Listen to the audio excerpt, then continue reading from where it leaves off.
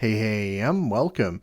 Today I wanted to take a look at the final levels in each of the classic Doom campaigns. There's quite a lot of different ways you can experience Doom, and not all of them end up in the same way, or even with similar experiences. So I figured it would be quite fun to compare, contrast, and just see which experiences are fun and which ones are kind of the dud final levels. We're here in Knee Deep in the Dead here. This is E1M8, this is Phobos Anomaly. If you played the shareware version of Doom, this is the final level you would get to experience. This is a very interesting level. From the development notes for this one, we know that this level was originally envisioned to be a lot bigger, but it was kind of scaled back, and I actually kind of like this one. I feel it's very atmospheric. The fact that it's more linear than anything we've seen in Knee Deep in the Dead kind of focuses it a bit more, and it focuses you to this point here, when you step forward and the Barons of Hell emerge from their chambers. This was terrifying to me as a kid, because these two enemies are really tough to take on, and the space that you fight them in here, it's very different from what you've seen so far in this episode. The toxic roof, the red floor here. If you play on Ultraviolence, you've also got Spectres in here. They act as meat shields to try and stop you from shooting the Barons. Fun fact, when I was a kid, I tried my best to fight the Barons in the middle there. The reason for that is because I was terrified of these as a kid, and the first time you kind of see these are tougher than anything you have seen so far in this episode. As you can see, they are really absorbing the shots that I'm putting at them here, and given that in Knee Deep in the Dead you only get the first handful of weapons up to the rocket launcher, you can see that this is a different kind of encounter to what you're probably used to up to this point. And they do quite a lot of damage as well. Now, if you were smart and brought your rocket launcher in from the previous levels, then you were able to make this much easier, but a lot of players probably didn't do that the first time, and so this encounter is very, very interesting. I do love the star shape of this building. I really though wish there was something more outside here. I think it would have been pretty neat to have something out here just to kind of kill the time while these stairs go up, but these stairs are pretty iconic and give you a moment of reflection before you step into the teleporter and get absolutely savaged. Very interesting end to the first episode there. This is E2M8 now, a Tower of Babel, and what I love is that there's a bit of storytelling going on here. The Barons of Hell are being hung on the wall, and that basically signals to the player that you thought the Barons of Hell were a trouble to deal with. Well, you've not seen nothing yet. It is a nice bit of sort of continuity between the first and second episodes. And of course, when you fire your weapon here, you can hear the Cyber Demon in the distance. If you're playing on Ultraviolence, you do get these Lost Souls here. And interestingly, if you play on the PS1 version of this level, you actually end up with a bunch of Mancubus around here as well. But eventually, we have to come and face the Cyber Demon. Now, the Cyber Demon has a rocket launcher, and nothing in the game up to this point actually has had a rocket launcher.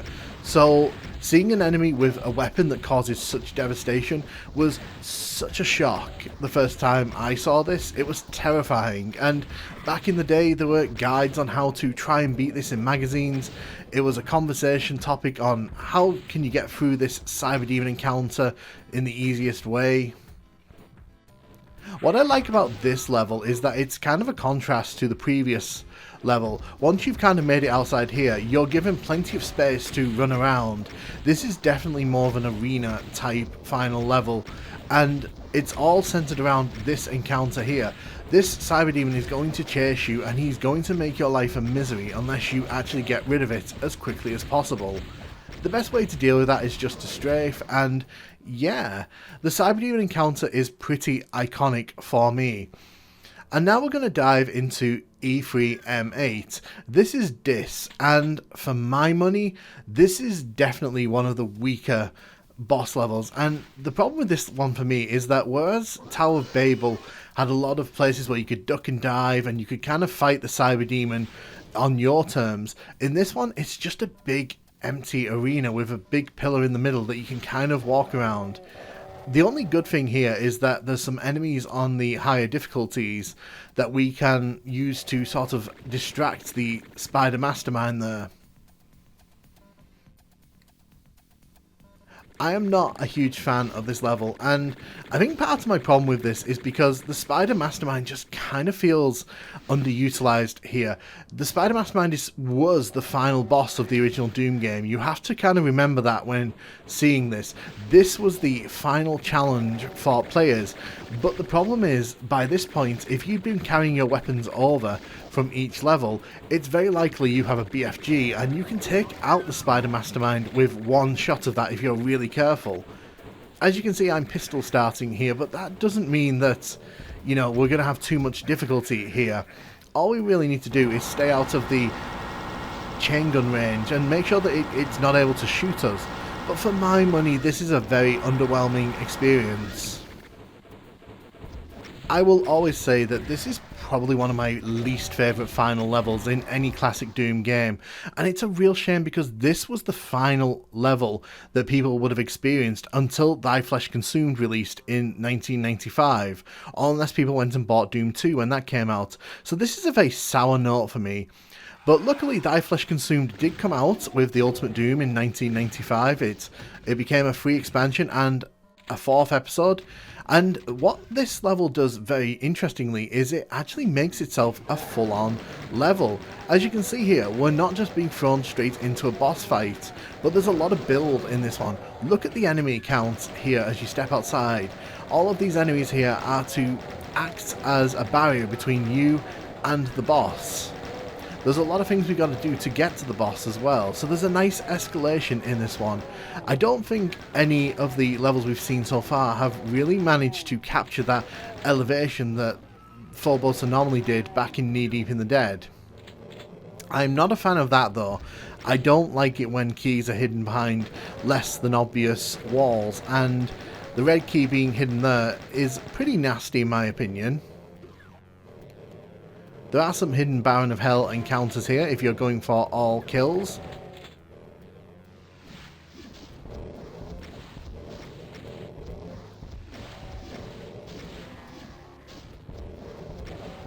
Let's take out the Baron of Hell there.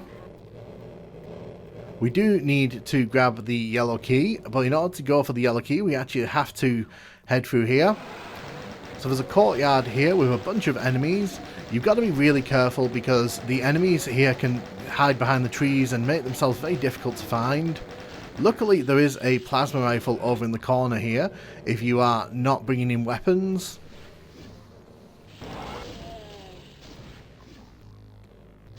This part of the level here makes things a lot easier. So if you're having a hard time working your way through this one, you can head out to these pillars here and you can grab as many of these items as you need. It does kind of take away from the difficulty of this level, and I do think that it is a bit cheap to just kind of put this here in my opinion, but then again, this is the final level and the game is basically rewarding you for getting this far, so why not make things a bit easier for you? You can see here there's a Baron of Hell.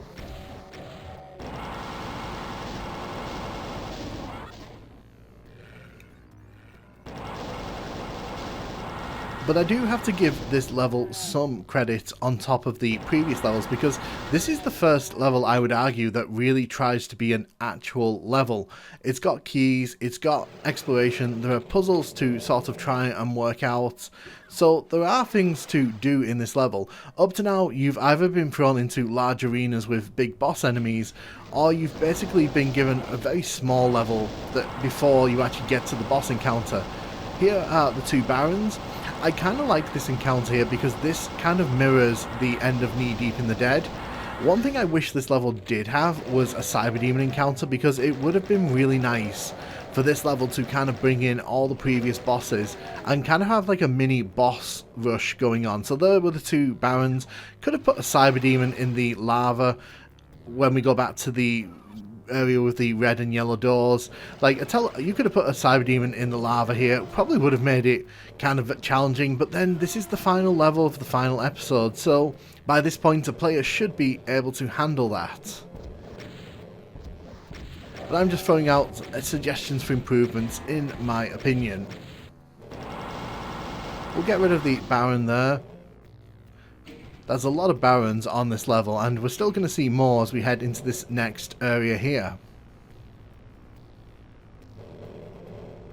as we make our way across the bridge here, we'll enter this new area, and there's a whole bunch of enemies in here. So it's not just Lost Souls, it's Barons of Hell, there's a Caco Demon floating around, there are some shotgunners, I think there's some imps inside here as well.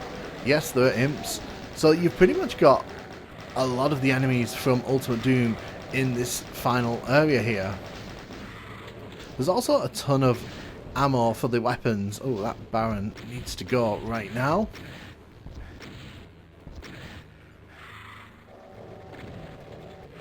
Let's take you out. All of these enemies here are designed to sort of try and stall you while you're trying to fight the Spider Mastermind there. They're supposed to distract you and cause problems. You can see the Baron's got stuck on the top of that pillar.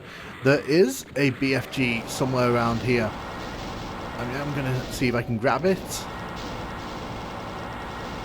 I will say I don't like this final room. I think it's a bit underwhelming as a final arena for a boss fight. Like, even this had like a bit more going for it than this space here. And the Spider Mastermind doesn't really kind of explore this area. So you really, as long as you kind of hide behind that middle pillar, you can get away with not, you know, having to deal with the Spider Mastermind until you are ready. Again, I feel there was room for a Cyber Demon encounter in this level somewhere. It feels like they blew that in E4M7. There's a secret Cyber Demon encounter in that level. And to be honest, I think that something like that was needed here. Let's grab the rad suit here. So all of the pinkies and spectres have been pushed on the other side. So let's kill all of these. Overall though, I would probably say this is my favourite boss level from Ultimate Doom. I think it's the most complete level. I think it's got some of the best ideas. I'm not a fan of that final room with the Spider Mastermind, and to be fair, in my opinion, both of the encounters with Spider Masterminds in the final levels of Ultimate Doom are just not that great.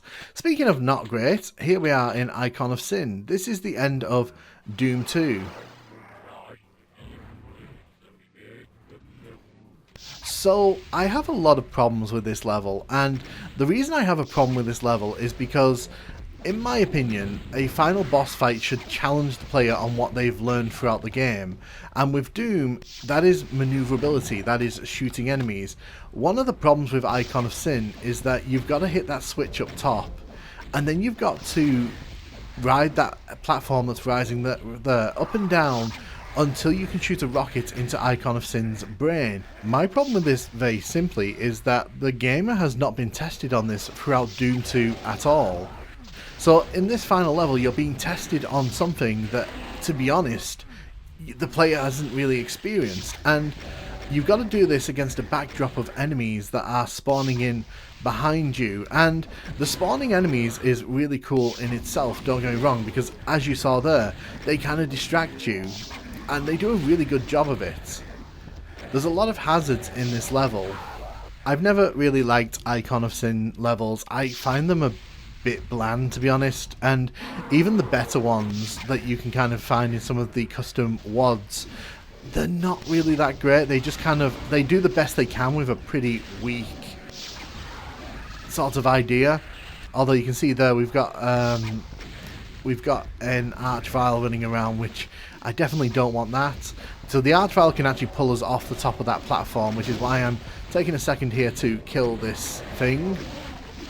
I think as well what doesn't help this level is that it's ugly as sin. So you've got these toxic waterfalls going on, you've got the brown sludge at the bottom here, you've kind of got this tech-based aesthetic going on around the Icon of Sin.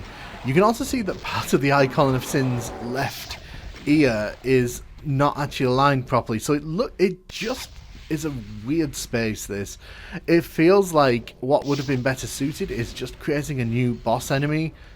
I just think like they could have done so much more with this, and once you get it for the third time there, it's pretty much game over. But for me, Icon of Sins are just never fun levels. They're always kind of underwhelming, and the only ones that really are memorable to me are ones where they turn up in levels where they're not expected. Monster spawning is a really cool concept, and it's just a shame that in Doom it kind of gets tied to the Icon of Sin so much So now we're going to take a sidestep here into PlayStation 1 and Sega Saturn territory. This is Threshold of Pain. This is the final level for Doom 1 in that game, and what's interesting about this is that it combines in a bunch of different ideas while also kind of being a full level experience in itself. This level is quite long, so this is a bit of a gauntlet if you are showing up here. This is also the only level where you can actually make use of the super shotgun legitimately in Doom 1. As you can see, there's a supercharge up there. Ooh. You can see there's a pain elemental up there behind that wall, and I triggered it, but it's not able to actually get me at the minute.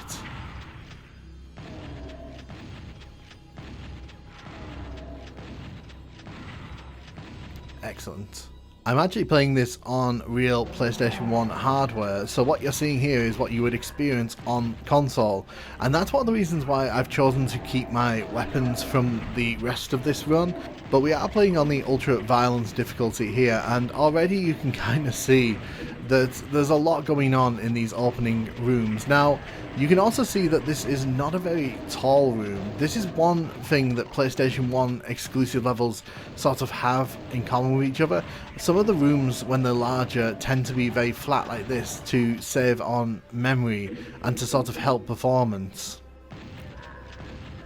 But as we head down this big corridor here, there's a lot of offshoot spaces for us to explore.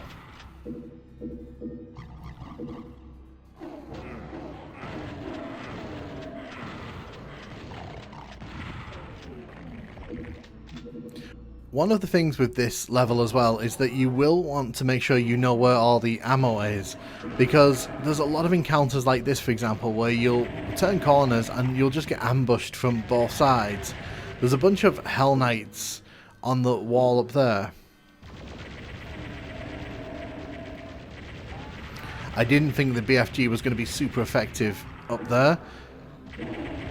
We'll take out the Pinky here. This is a very dark level as well, so being able to see everything like this is a bit of a relief. And yes, this is Ultimate Doom. One of the things about PS1 Doom is that you will see a lot of Doom 2 enemies popping up on the PlayStation. We'll take down this Pain Elemental here. Taking it down with the single shotgun is not the most ideal way you want to be facing off against these things. Thank you for that, Lost Soul. If we head around here, you can see there's a teleport, and if we head inside, this will take us to where the Soul Sphere was that we saw at the start of the level. There we go.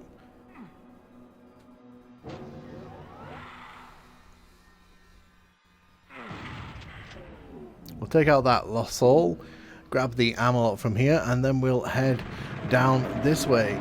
The thing with the rest of this level is that it is pretty big, and it's very easy to get lost if you're not really paying attention to which direction you're heading in. You're seeing this through the light amplification goggles, but as you can see, those are running out, and when the lights go out, things get very dark here. There's 3 Pain Elementals behind this wall. That is quite obscene. Did not sign up to face off against all of these, let me tell you.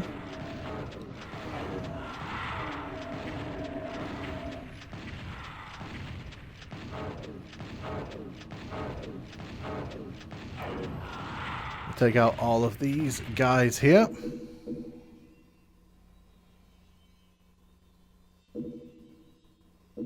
You need to head up these steps here. Once you get to the top, that wall will drop down. There's a whole bunch of enemies on the other side here. In fact, it's pretty chaotic. There's Lost Souls coming in from the right hand side. There's imps. There's a Spectre running around at the bottom there.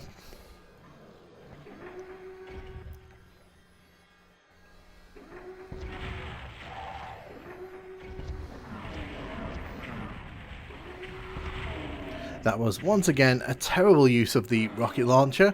Almost blew myself up. Luckily there's a Berserk pack at the bottom if you want to leave that just in case things go wrong. We'll shoot the enemies over there.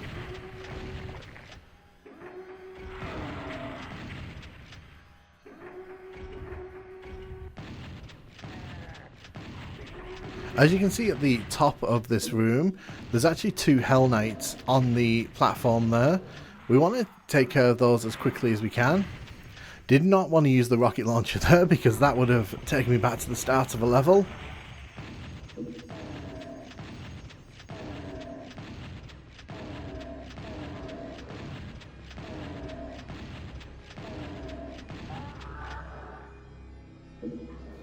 You can see a whole bunch of rockets down there. Trust me, we'll be making use of those very, very soon. One thing I don't like about this level, and we'll talk about this now, is that right at the bottom of this room here, there's actually an essential pathway. But if you look at this room down there, you can see that it doesn't look like there's anything at this end of the room. But if you come down here and take a look to the right, there's a little corridor here, and the first time I played this level, it took me forever to realise that there was actually something here. It would probably be a good idea for them to put something to indicate that here. Just saying. As we head down this path here, we'll turn the corner and there's a bunch of Hell Knights here. So again, we've got to deal with these guys. The BFG kind of let me down there, didn't do the job I needed it to do.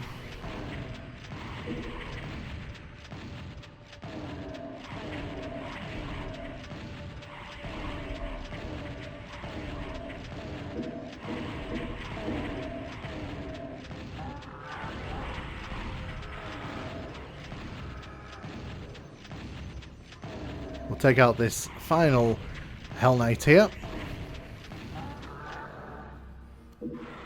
Well, I say final Hell Knight, we look through this window here and there's plenty more waiting for us on the other side. Luckily the rockets we got that just now will make things a bit easier to take care of. Excuse me. I want to take care of this Hell Knight because it'll make things a bit easier when we go into that room there. Unfortunately, he's wandered too far up the top.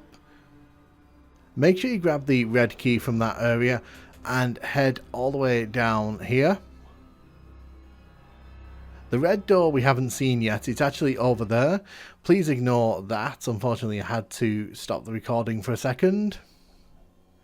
We'll head around here. You can see this is inside the red door, so you're getting to see further into the level, but we can't actually get into that space right now.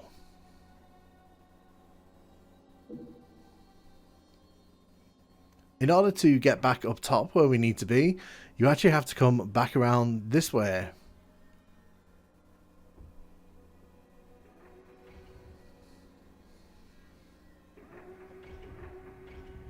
We're going to run across these platforms here, open the door. Again, I would have made that a bit more obvious because it's kind of hard to see where you're actually meant to go. Like, unless you're really looking for it, the textures kind of don't pop out. And with essential doorways like that, it's probably just a better idea to have it as a door. That's the Hell Knight we were shooting at earlier on.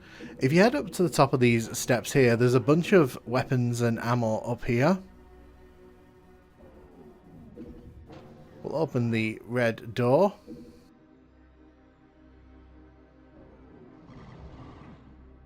Okay, that's a lot of Nightmare Pinkies, and I'm not dealing with all of those. Back down there. Wow, that Nightmare Pinky there really went flying.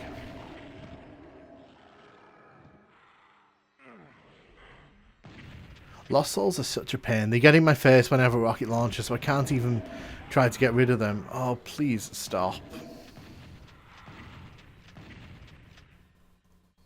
Grab the cell ammo there.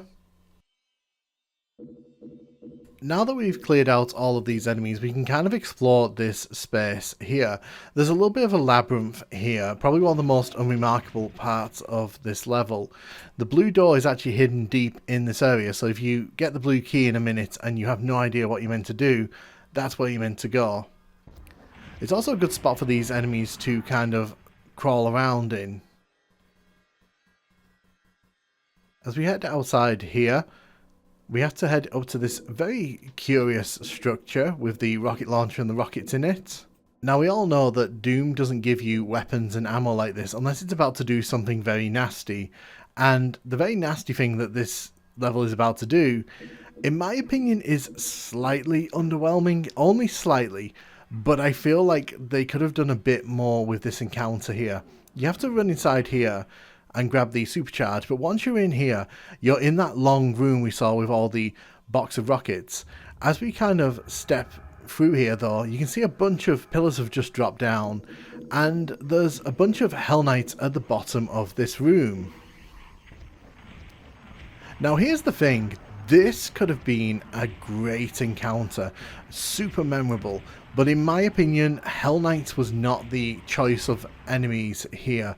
I get there were technical limitations, which probably meant that the Hell Knight was the best option, but I personally would have thrown in a Cyber Demon if it was possible, because having to face a Cyber Demon in this kind of room with all those rockets that you just got would have been pretty stellar in my opinion.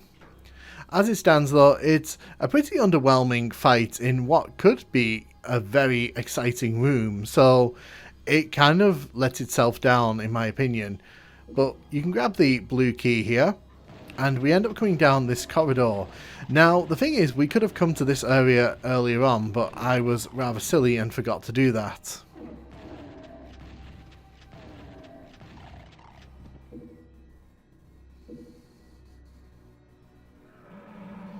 You can also see there's a bunch of enemies here. We could have made things a lot easier for ourselves by coming here earlier, but I forgot. Also, I need to stop shooting myself with the rocket launcher.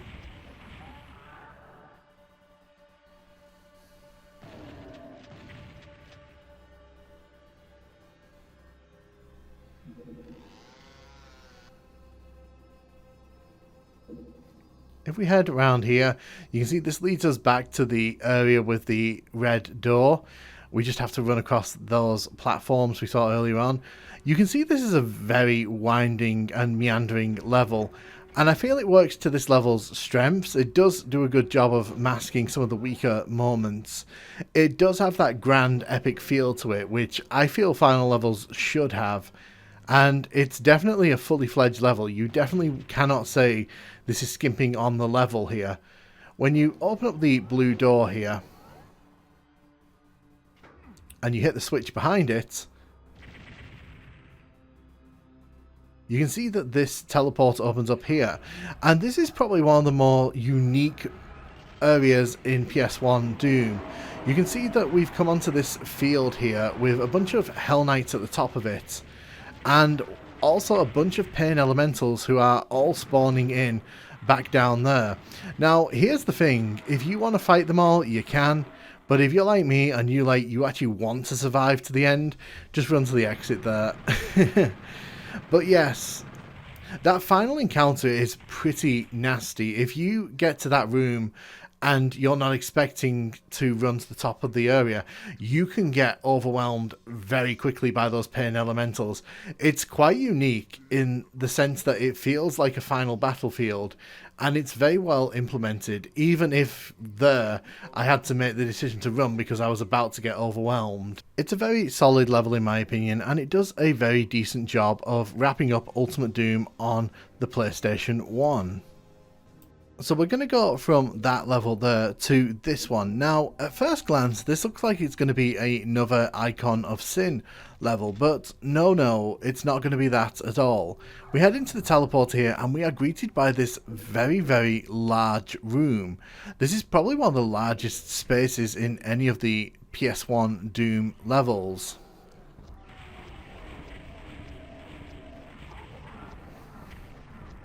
And you can see that there's a bunch of Barons of Hell here just waiting to greet us. And when I say a few, I mean quite a lot of Barons of Hell are here to greet us. If you try pistol starting this level, it's not that difficult, but the big problem with this level, in my opinion, is that it's not really that challenging. Now, yes, there are a lot of Barons of Hell walking around this open space, but much like this, in the original Doom is that when you create a large empty arena like this where there's not much really going on, there's plenty of space for the player to just kind of run away from their problems. And one of Doom's better qualities, in particular in Doom on PlayStation, is that it sort of creates a feeling of claustrophobia. So giving the player this much space means that we can kind of just do what we're doing here, which is run away from the enemies when we really need to, and not really fuss too much about sort of health, because we can just sort of run away from our problems, and I just think that's a bit weak. And in my opinion, Threshold of Pain, which was the final level of the PS1 Doom 1 experience, just does a better job of bringing together all the ideas that really makes Doom work. So when you're playing this, it's kind of the solar opposite to that, because what you're doing in this level is you're dealing with enemies in a big wide open space, but there's no real puzzle to this. It's just destroy the enemies. And as you'll see here, once we've beaten the bounds of hell, we can actually face off against the Spider Mastermind. And interestingly, this is one of the few times, I think, where there's actually two Spider Masterminds to deal with. But as with the Spider Mastermind in pretty much any other encounter, it's not that difficult to defeat them. And once you've beaten the two Spider Masterminds, that's it.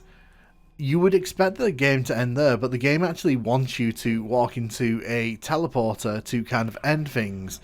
In my opinion, it would have just been easier to end things there. It would have made things a little less awkward, because you're kind of having to look around here to see the exit portal, and this is kind of it. There's no pomp, there's no real ceremony. That is the end of Doom 2, and it's a real disappointment for me, Redemption Denied. I just think there were better things they could have done. They could have had you face off against wave after wave of enemies.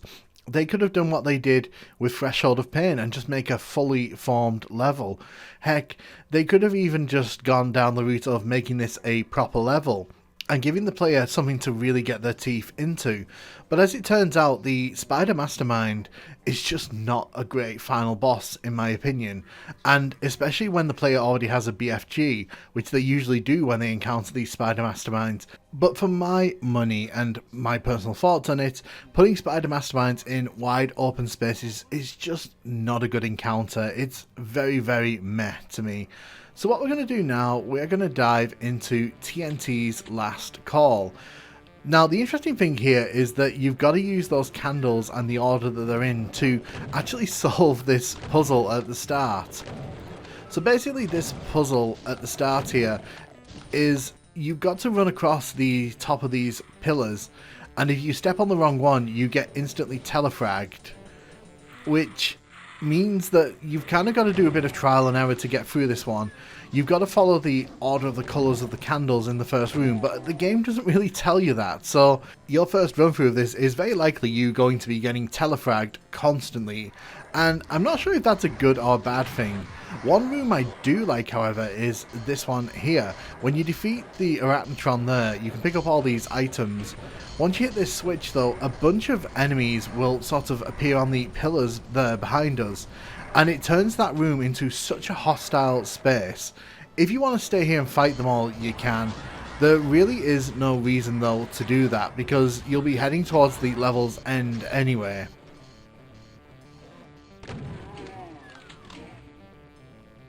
In this room here, we've got some Cacodemons, we've got a Pinky, and we've got a Cyber Demon. So once again, we get a Cyber Demon on the final level, and again, it feels a lot more fitting for me than a Spider Mastermind. But first things first, we've got to deal with these guys.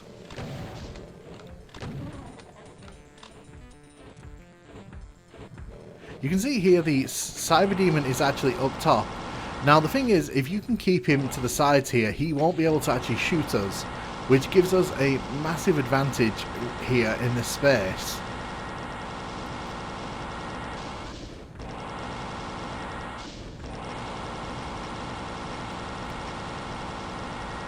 If you do try to fight him in the centre or you try to bring him out of the side bits there, he will be able to shoot us. It's a real shame you can't bring him down the stairs and fight him in that sort of space down at the bottom, but hey ho. Now, here's an interesting quirk of TNT.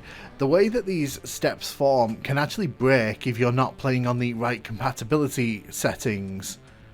It's very possible to get to this point and the game will just kind of completely break and require you to cheat to get past this point. But once you grab the red key, you can head out here, and again there's another set of steps here that raise up. Once you leave this room here, you will not be able to get back inside, so in my opinion it's best to just kind of stand here and shoot down this corridor. It's worth noting that once you kind of make your way about halfway down that space, you will get sort of ambushed from the sides through the windows. But again, much like the rest of this level, you can just kind of run through it. I have no idea why I shot the rocket there. That was pretty dumb of me.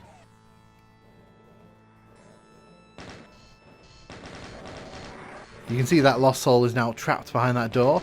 We can't return here to the previous part of the level. You can also see a bunch of enemies at the windows, but again, we don't have to deal with those, so we are not going to deal with those. And once you head inside the teleporters here, we are in the Icon of Sin chamber.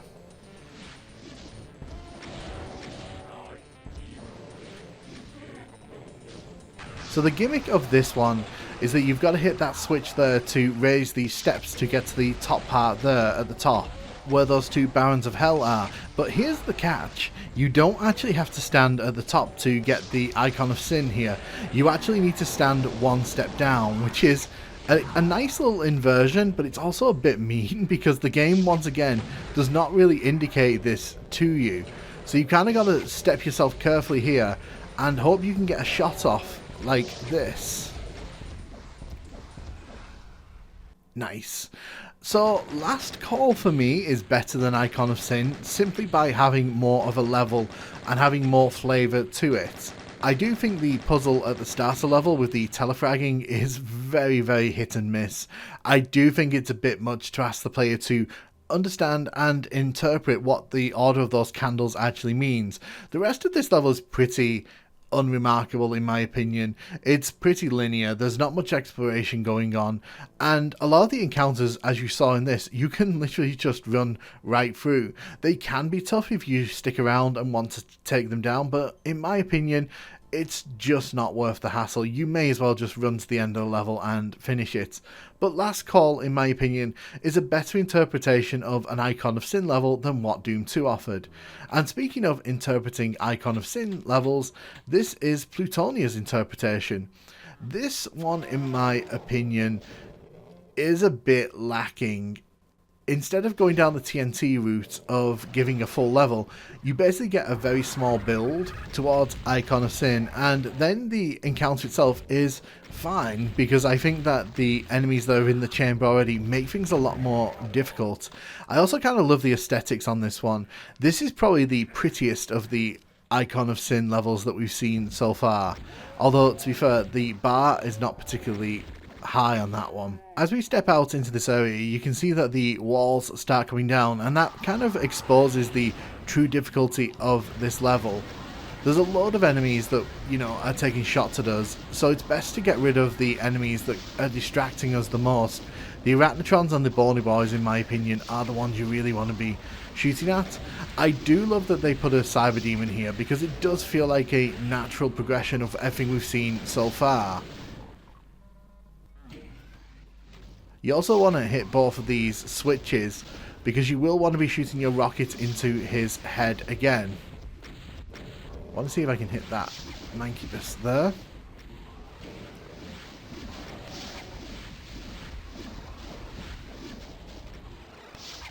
So this one is much like Doom 2, except the platform is not quite as annoying to deal with. You kind of have to time your rocket shot a bit better than I'm doing here, let's put it that way. Luckily the enemies don't spawn in at a ridiculous rate, so you do have kind of a chance to breathe. Okay, excellent. But unfortunately, this shares the same problem that Doom 2's Icon of Sin has, in that you're not really fighting the fun enemies most of the time. You're just shooting rockets into a wall and hoping that you can time it right. And in my opinion, Gateway of Hell does not do a much better job than Doom 2 in terms of gameplay, which is a real disappointment. If you're going to ask me to rank the 3 Icon of Sin levels from Doom 2, TNT and Plutonia, I'd probably put Last Call at the top, with Gateway of Hell second, and then way beneath, probably beneath the basement of this list, you'll find Doom 2's Icon of Sin. Now we're going to take something of a sidestep and take a look at Tomb of Molevolance. This was the final level in No Rest for the Living.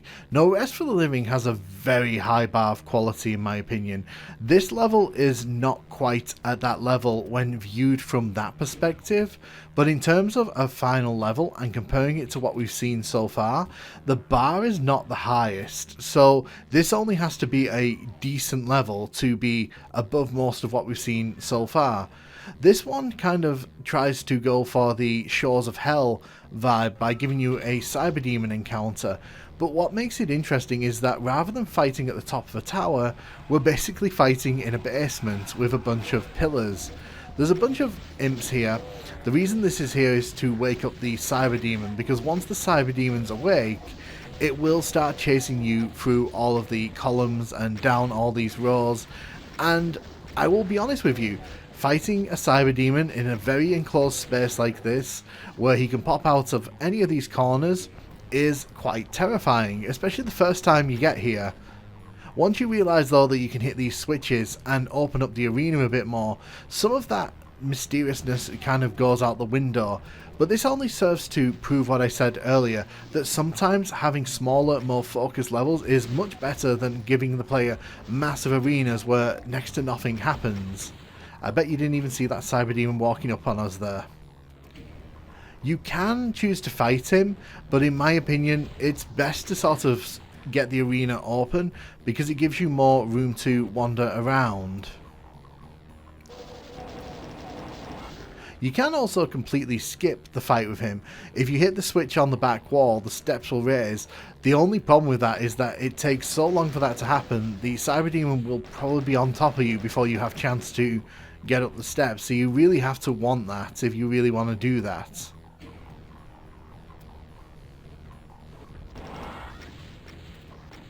But as you can see, by hitting these switches, we are making this arena a lot bigger, and once we make the arena bigger, it's a lot easier to keep track of where the cyber demon is. Personally speaking, I wouldn't have minded a second cyber demon in here. That would have really spiced this up in my opinion. But this definitely has inspiration from Tower of Babel, and in my opinion, that is not a bad thing. Tower of Babel is great for what it is. It's a fun encounter with a cyber demon, and this kind of takes it to that next level, and it makes the player do the work to make the arena more accommodating to them, which in my opinion is a much more fun way of kind of creating big wide open spaces, because the player's not just worrying about what's going on with the cyber demon, they're also worrying about trying to fight him in these very small spaces where he can pop up and take you down with almost no hassle at all. But for my money, this is probably one of the stronger cyber demon encounters in all of the retail Doom games. For my money, this and the Marshes, which is the PS1 exclusive level, does the best job of showcasing how tense a cyber demon encounter can be, and this is definitely one of the funner ones of those, no doubt. It's just a shame that the Spider Mastermind never seems to get this kind of careful consideration in these retail levels. Once you've defeated the cyber demon though, you can head up these stairs. Everything here is designed to go as slowly as possible to stop you just racing through and finishing this level. There's a bunch of imps here, but by this point these will not be too much of a hassle. There's a small amount of platforming here as you've got to run over these platforms and back up to the starter level where you can run into the teleporter here and finish the episode. Comparing this to other final levels in Classic Doom and the ones we've seen so far, I do think this is among the better ones. Even if as a level it's not that strong, there are certainly ideas here that are well executed, and even though this isn't the longest experience and even though it's not the most in-depth time you'll ever have in a Doom level, I think that it really nails its purpose and the execution is solid for what it is. So Tomb of Malevolence definitely on the upper echelons of the final Doom levels list. From here though, we take a massive step down. The big problem here for me is that this is just not a final level quality.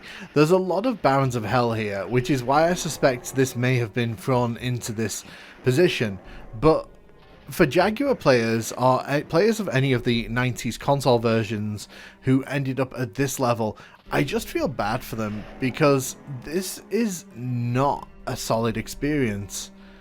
Because by this point you've already got all the weapons, so taking out all these Barons is not going to be a problem. I am intentionally putting the 3DO version here because I'm pretty sure most people have never seen this level in the 3DO version, and I figured that this has the best soundtrack, so why not?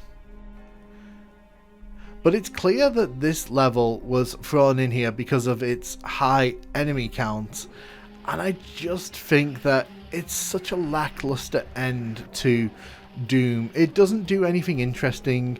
This level is weak on its own, but the fact that this is the final level really does kind of make the final step of Ultimate Doom in these versions just really, really weak.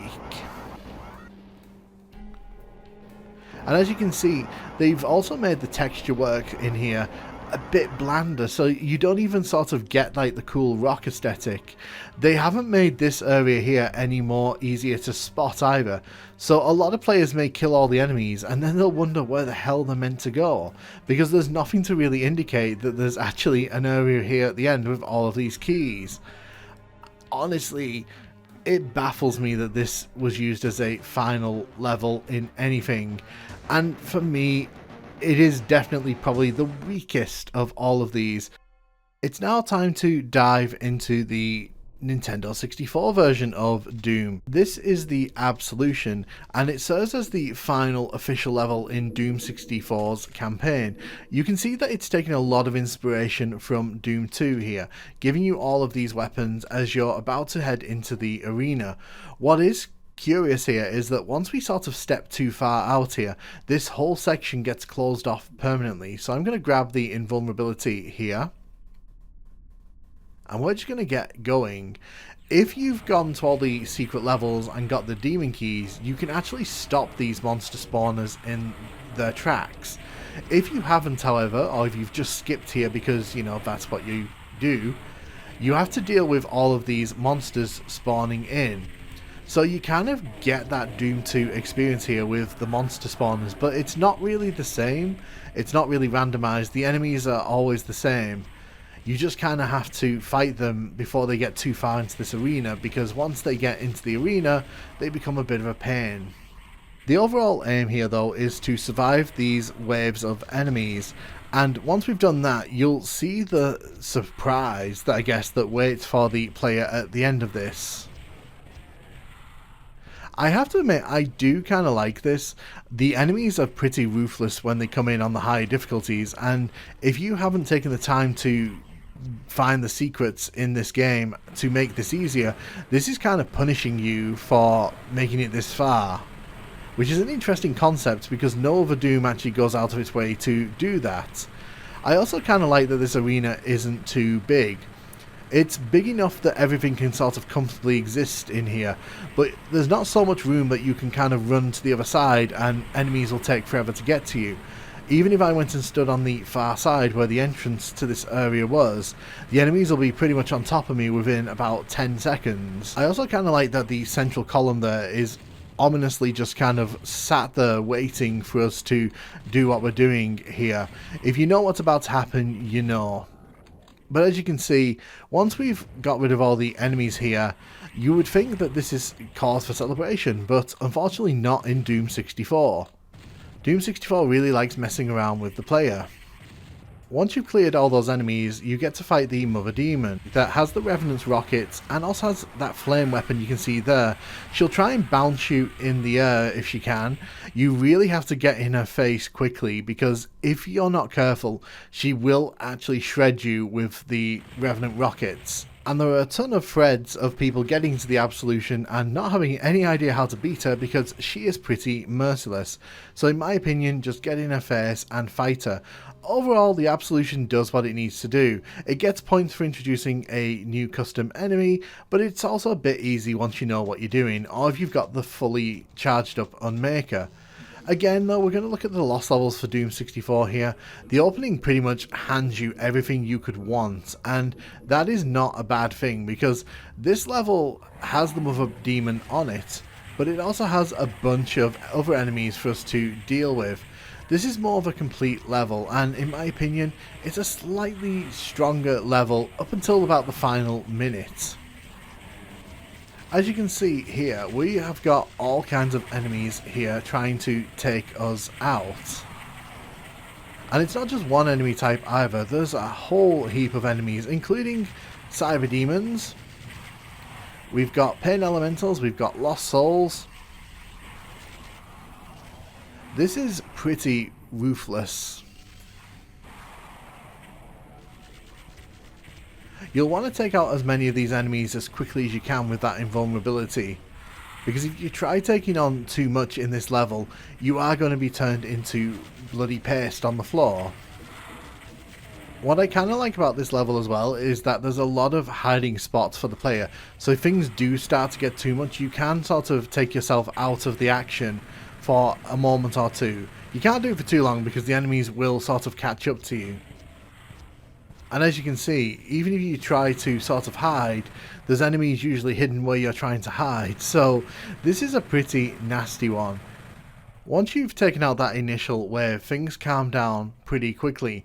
And this kind of turns into more of an exploration level, because we actually need to find the demon keys.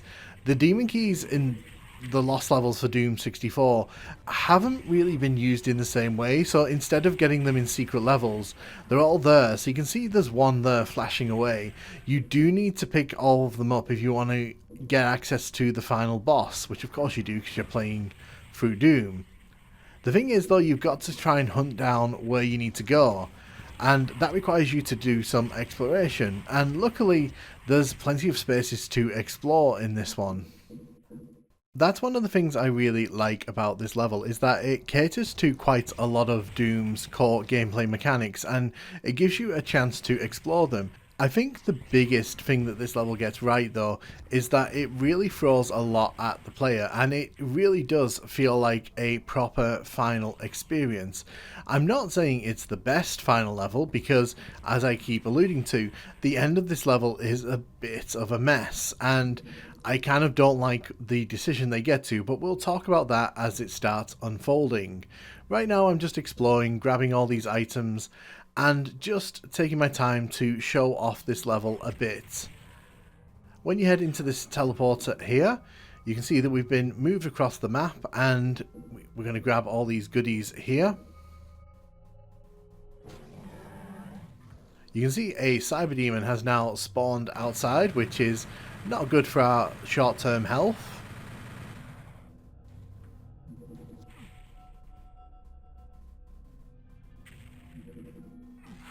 You can also see other enemies have appeared as well. So as you're kind of going around and you're sort of exploring, more enemies will start to spawn in, so it's a good idea to keep this area as clear as possible. There's another teleport here. We want to grab the demon key.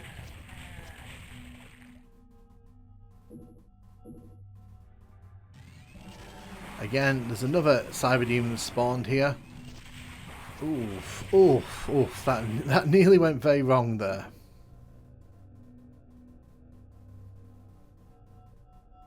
The final demon key is up there.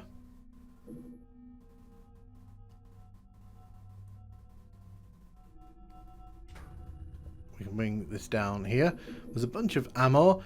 Probably would have been useful earlier in the level, but, you know, we made do with what we had. There is a teleport here.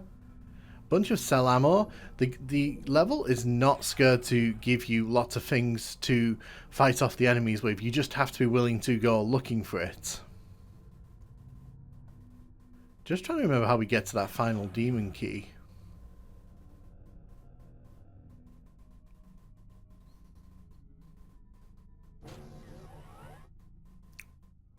Is it here? So that's the second demon key. So that does mean there is one more that we have to get. Once again, as I'm facing off against a cyber demon, the invulnerability does start to run out. I think now I can talk about what I don't like about this. So this level gives you the Unmaker at the start, and the thing is, the Unmaker is powered up when you get the demon keys. Normally in the original Doom 64, that's not a problem. Oh yeah, we didn't get the last one, did we? But the problem with this is by giving you all the keys on one level and giving you the Unmaker, this is basically giving you the most overpowered weapon as you're about to go into the fight with the final boss. And the problem with that is that it completely trivializes any tension the final boss may have. As I make my way towards the final chamber here, I'm going to use the final key, and the Mother Demon should appear when we hit this switch. She does. Now, the Mother Demon in this space could be an interesting proposition if they'd thrown in other enemies alongside it.